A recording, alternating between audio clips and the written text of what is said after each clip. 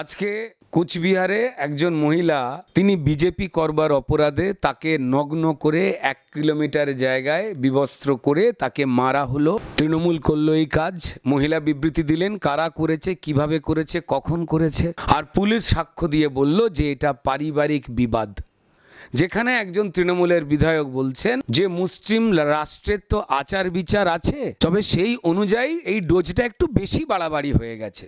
মানে তালিবানি শাসনে শরিয়াতি আইনের মতো একজন মহিলাকে প্রকাশ্যে রাস্তায় ফেলে তার সর্বাঙ্গ শরীরে বেত মারা, এবং মানুষ ভয়ে দাঁড়িয়ে দেখছে, কারণ এই জামিরুল নাকি নাম, যে এইভাবেই পুরো এলাকা শাসন করে। যারা সুস্থ সংখ্যালঘু সম্প্রদায়ের মুসলমান রয়েছেন তারা প্রতিবাদ করেছেন, কিন্তু তাদের হাতে ক্ষমতা নেই। ক্ষমতাতে তৃণমূল বসায় এমন এমন লোকজনকে তাদের নেতা, এমএলএ, এমপি, মন্ত্রী বানায়, যারা ভয়ে দেখিয়ে ভোট লুটটা করবে, তালিবানি শাসন চালাবে।